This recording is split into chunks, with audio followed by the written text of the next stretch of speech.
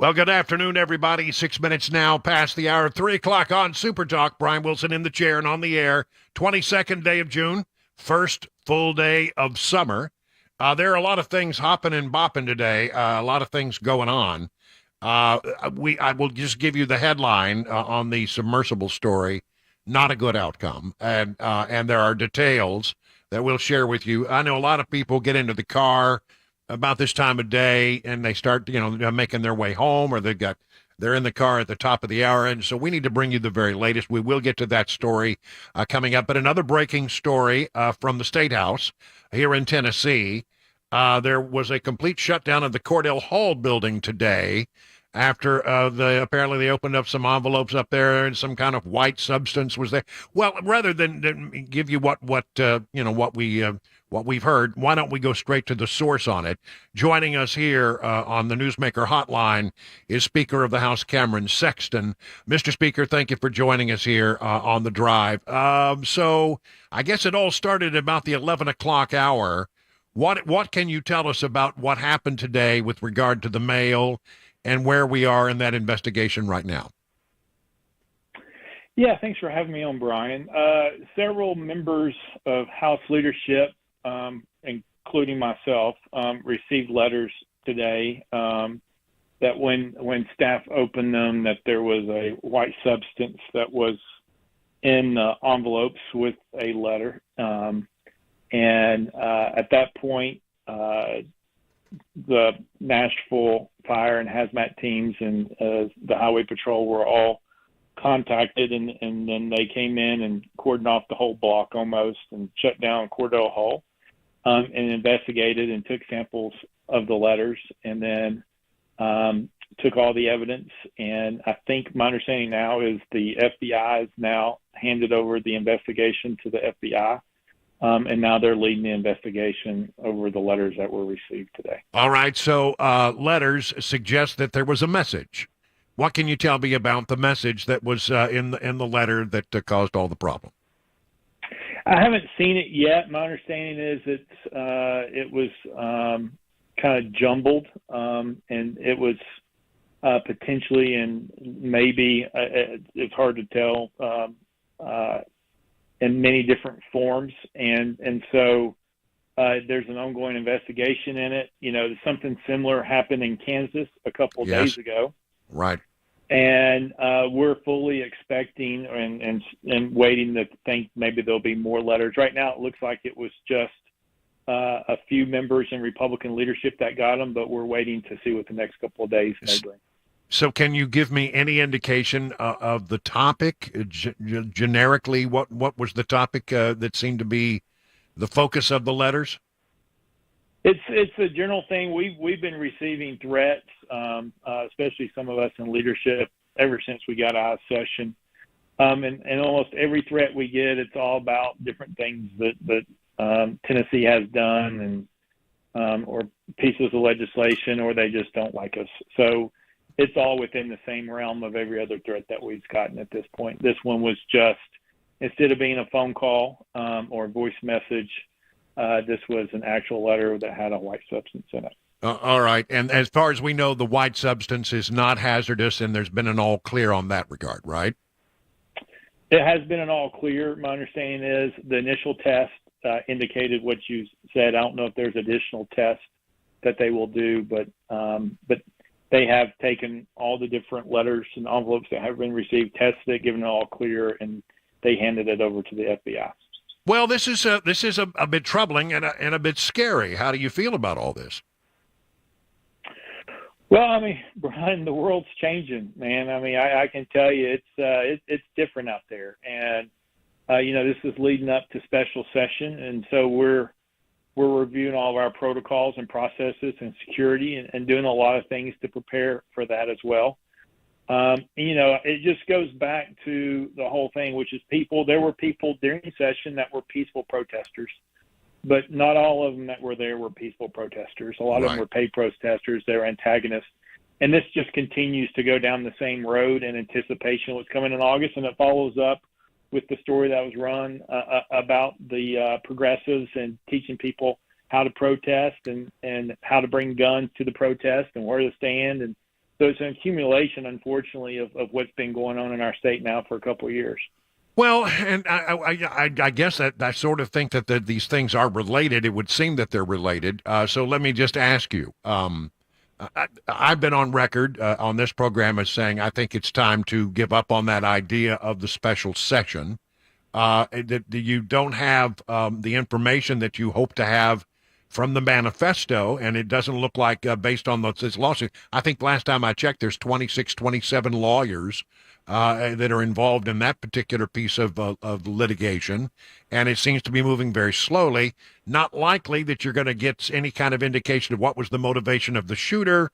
Not likely that, based on what I hear that the governor wants to accomplish, that he's going to have the votes in the House and or the Senate. So is that still a go? I mean, are you definitely going to have a special session? Yeah, I mean, I think we will have a special session. I mean, I don't foresee us passing orders of protection, but there are things that we can do. For example, it came out that there's 250,000 disposed records that are not in the database that could be in the database of people who've gone through the criminal court system. Our clerks, that sometimes they fax them. There's not a uniform court software program. And that's problematic. You have people in our state who should not be able to purchase a gun because of what happened in a courtroom with due process, but it's never been inputted in. We have data that's 12 years old that's not been put in the background check system. Right. We can fix that in special session. We can fix some mental health issues in special session. We can make it a crime for someone to do a general mass threat on the public. That's not a crime in the state of Tennessee, and law enforcement doesn't have the capability of going and picking you up if you make a general mass threat.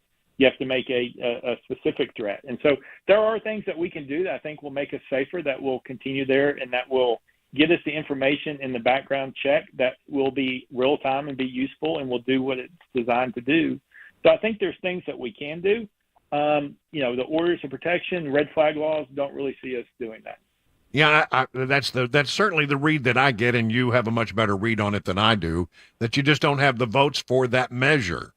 So again, it's sort of it may be related, may not be related, but as you know, there's a big court case with regard to the manifesto. I do agree with the governor when he says that we need to have that information made public because the public needs clarity on the issue. State legislators have said, we can't possibly consider some of the legislation that the governor is putting forward unless we have some understanding of what was the motivation of the shooter. How do you feel about that today? Because it seems like this is going to be tied up for a long time, and there is a distinct possibility that we will never know this information will never be made public. Your thoughts? Yeah, I mean, I agree that it would be useful to have that information. I've expressed it to the families and to others. We don't want to know every single thing about what happened and how it processed and happened in the school. But there's things about the individual, about the mental health background, about things in her life that may have pushed her through this. When did she buy the guns? When was she under doctor's care? You're hearing reports too out there that there's still an ongoing investigation because there is a duty to report statute where if someone makes a threat that the physician, or if you're under a physician's care, that they have a duty to report that. And so there's questions surrounding is that does it have to be a specific threat or can it be a general threat? And so it's something else that we need to look at. Some of the things that we're going to do will take time. A unified court system is going to take a while to implement. And so if we can get there in August and get a system in place and get it started, that gives us the ability to get it quicker than waiting until next year. And so it would put us 10 months ahead of schedule. So there's things that we can do that will lay the groundwork that will be very beneficial long-term for our state. Having the manifesto would help us, but there's a lot of things that we can do in the meantime as we're waiting to see if we can ever have access to that.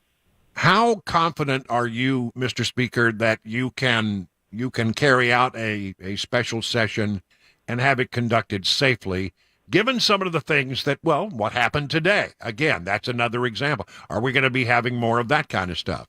you are correct.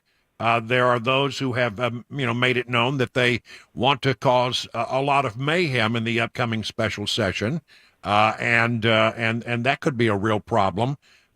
Even up into and including, some of the people who don't like what the state legislature is likely to do, are talking about, how do you bring guns to these protests, and it sounds very scary. How confident are you that you can get this done and get it done safely without anybody getting hurt? Well, first of all, there's no guarantee ever that someone evil is not going to try to do something outrageous against individuals or target individuals, and so we're going to do the best that we can, whether it's a special session in August or general session, making sure that we have security there. We've increased the number of highway patrols, our own staff in Cordell Hull in the Capitol now. There'll be more there during special session. We're taking security upgrades and enhancements to better protect us. We're trying to put in a verification system for people who want to come into the building, going back to the days of making copies of their driver's license and other things, to be able to make sure we have records of those people who are visiting and so forth, and doing the best that we can. We're going to do everything we can to minimize that, but there is no guarantee, especially when members leave at night and they go back to their hotel room or on their way home or so forth. And so we're going to do everything we can to make sure that everybody is secure.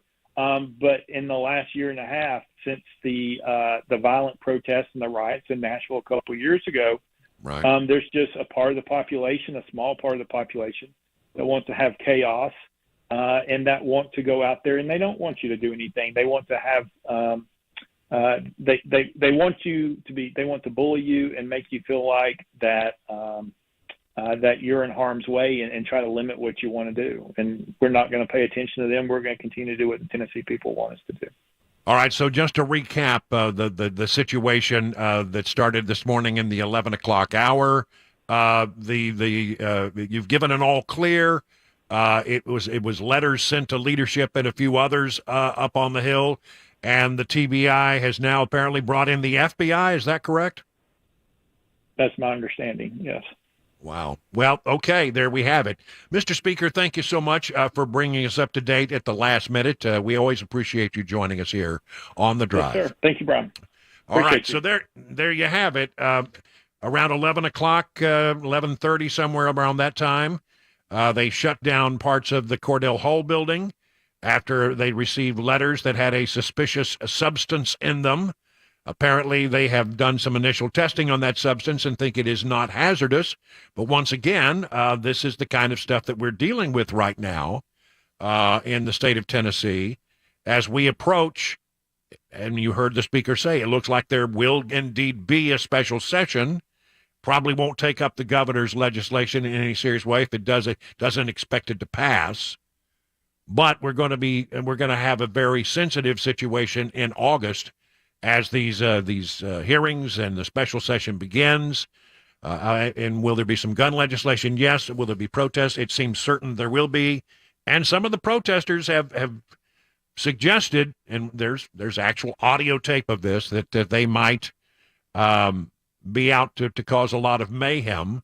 And there was even talk in one particular case about how they will have people at these protests who will be armed. 20 minutes now past the hour of 3 o'clock on Super Talk 99.7 WTN.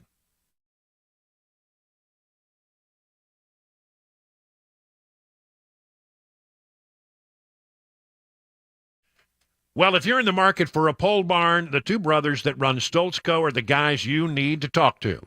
Exceptional quality, craftsmanship, and fair prices. They can build a new pole barn to your specifications with your needs in mind. That's the big Stoltz Co. difference. You can use pole barns for a lot of different things. They can be a classic tool or work barn. You can use it as a garage or even a place to live. Flexibility is key. They combine the classic post-frame barn look with the reliability of modern materials and techniques to give you a finished barn that will stand the test of time. They don't scrimp on quality. They don't cut corners. They believe their customers deserve only the best. So if you just go to their website, look, you're going to be astonished at some of these great-looking pole barns that the folks at Stoltzco have put together for folks to meet their specific needs. Just go to stoltzco.com. That's STOLTZCO.com.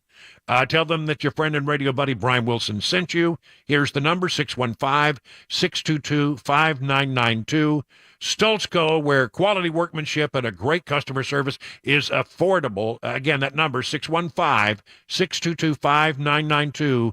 Or learn more at stoltzco.com. That's stoltzco.com.